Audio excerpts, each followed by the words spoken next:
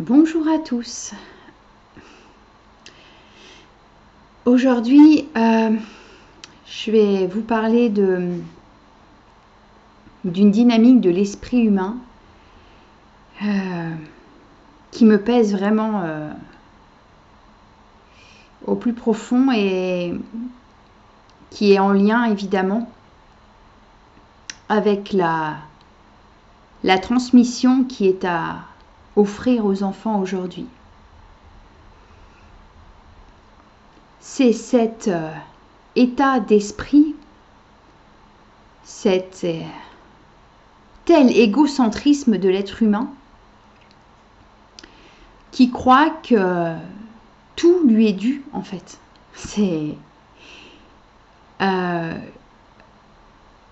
où il pose son regard, son attention sur les choses, sur les animaux, sur les personnes qui l'entourent, lui appartiennent en fait.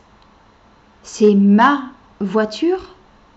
La nature, elle me donne, je prends tout ce que je veux, je pille, je ne m'intéresse pas du tout à ce que peuvent vivre les autres. Les animaux, de toute façon, ce sont des choses. On décide pour eux de ce qui est à faire. On les prend, on les emmène chez nous. On les... voilà, je parle de ça. Et j'ai elle.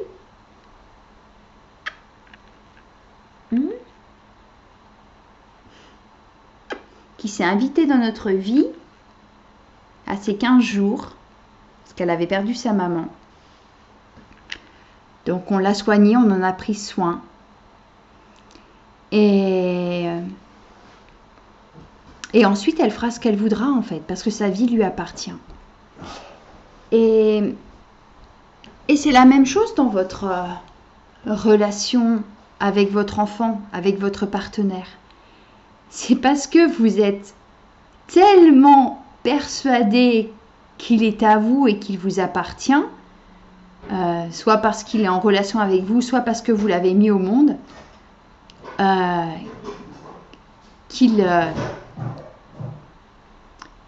que vous allez créer une relation de dépendance avec cet être en fait. Mais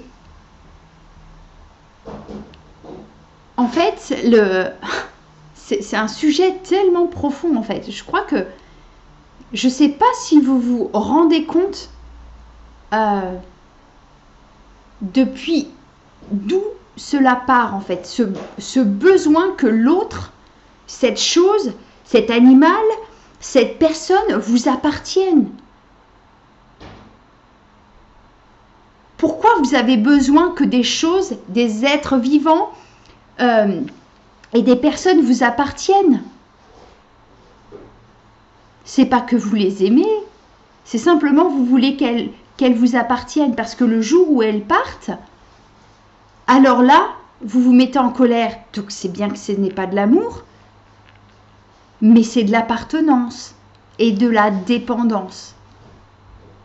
Ça, on l'a tous fait. On l'a tous fait.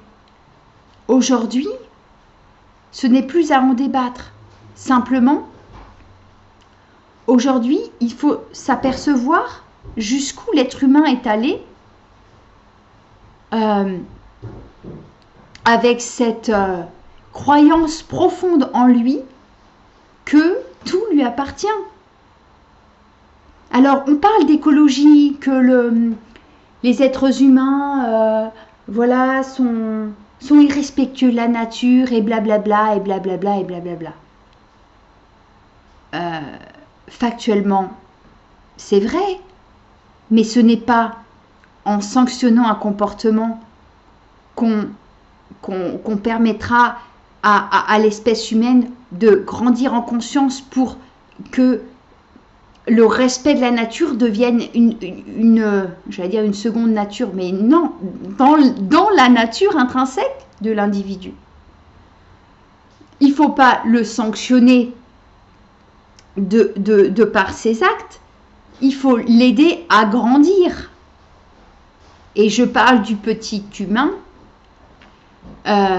qui ne peut apprendre à grandir qu'en observant le monde dans lequel il évolue.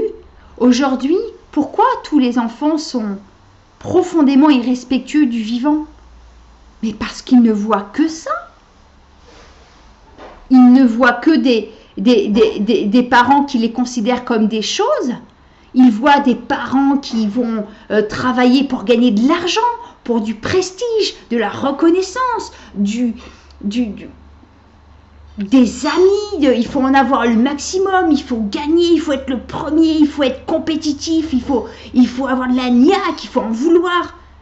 Mais c'est quoi toutes ces foutaises en fait? Elle est où la vie là-dedans? Il n'y a que de la mort. Moi, j'entends que de la mort à travers ça. À partir du moment où on évolue, où on se meut depuis un espace égotique, il n'y a que de la mort, il n'y a pas de vie en fait. Il ne peut pas y avoir transmission de vie à travers l'ego en fait. Alors, c'est New Ageien qui me font doucement sourire. Alors, je souris doucement parce que il y a quelques années, j'étais encore dans ces mouvances New Age, de dire tout est juste, on vit l'amour dans la matière. Mais réveillez-vous en fait. L'amour, il n'est pas de ce monde en fait. Il n'est pas là en fait. Il vous faut quoi d'autre pour le voir en fait? Tous ces massacres partout. Vous croyez quoi?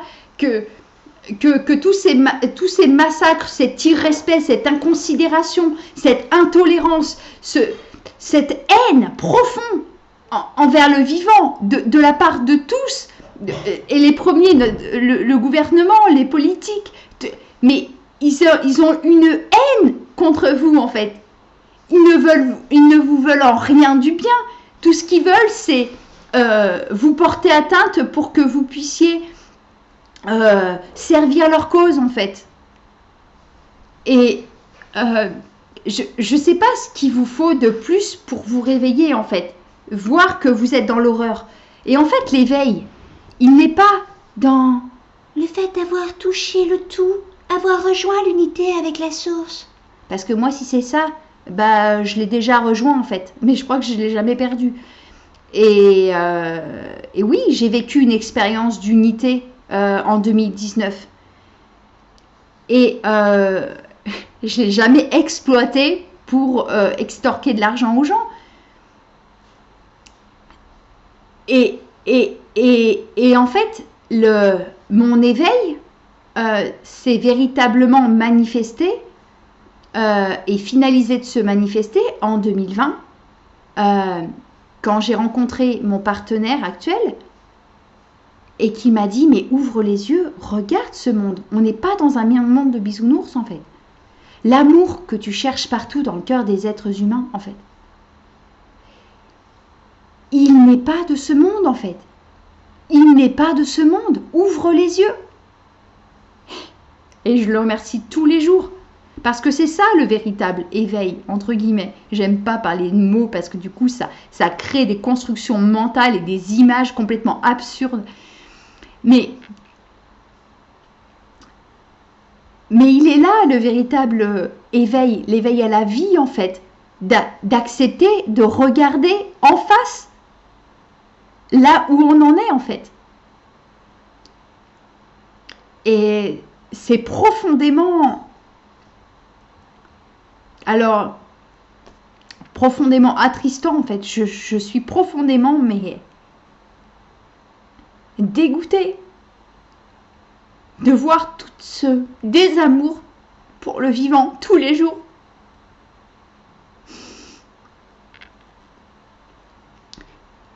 Et que la vertu, le respect, la considération, l'amour profond pour l'autre soit toujours à démontrer, soit toujours mis en retrait,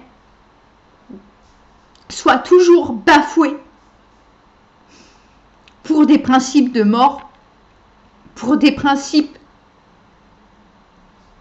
de ce monde en fait. Et, et nos enfants aujourd'hui, ils baignent dans un monde de mort.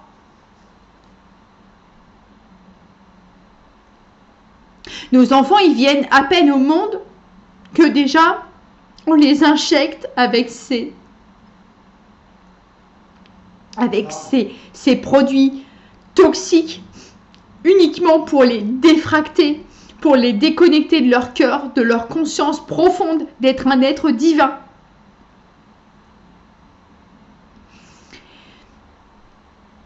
Et tous ces parents qui offrent leur confiance, qui donnent leurs enfants en pâture,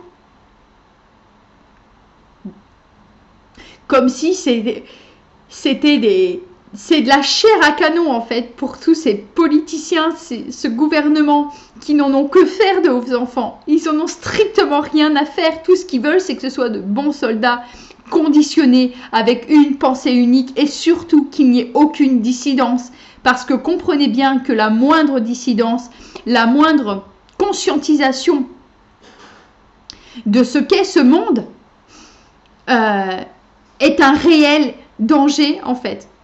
C'est un réel danger pour tous ceux qui nous gouvernent et tous ceux qui sont au-dessus de ceux qui nous gouvernent.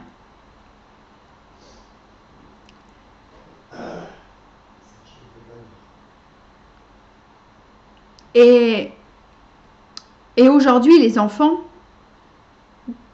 quand je vois tous les accompagnements qui sont proposés,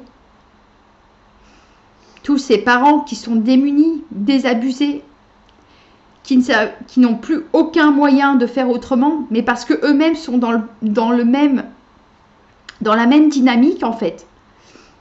Tant que les êtres n'auront pas accepté de regarder ce qui se passe et de voir pourquoi ils en sont arrivés à ce point de dire que tout leur appartient, et je reviens sur le sujet principal, tout ça parce qu'ils ne se sont pas rencontrés, parce qu'ils n'ont pas découvert le divin en eux et l'amour profond qui les anime, parce qu'ils ont préféré vendre leur âme au diable pour de l'argent, pour de la reconnaissance, pour du prestige, pour de la renommée, pour du confort matériel. Et ces gens-là ensuite font des enfants et leur transmettent la même dynamique. Et quand il y a quelques enfants qui arrivent dans ce monde et qui veulent trouver la vérité en eux, eh bien, ce sera très difficile. Et tous les parents qui vont vouloir être en dissidence par rapport à cette pensée unique vont être fustigés, vont être pointés du doigt. Et ça demande énormément de courage pour pouvoir rester aligné avec ces valeurs de cœur en fait. Ces valeurs d'amour, de profonde considération, de profond respect pour l'autre en fait. Être au service de la vie et du vivant, coûte que coûte. Et de transmettre en fait ça aux enfants. Ces valeurs, ces principes d'amour profond envers le vivant qui inclut la nature, les animaux, les êtres humains, même les choses dans une certaine mesure. À prendre soin en fait de ce qui a été produit, de ce qui a été créé, etc. pour le mettre au service de la vie en fait. Et tant que les êtres humains ne se seront pas posé la question de comment on a fait pour en arriver là et qu'est-ce que je fais moi, quelle est ma part à moi, est-ce que j'accepte de regarder la vérité en face,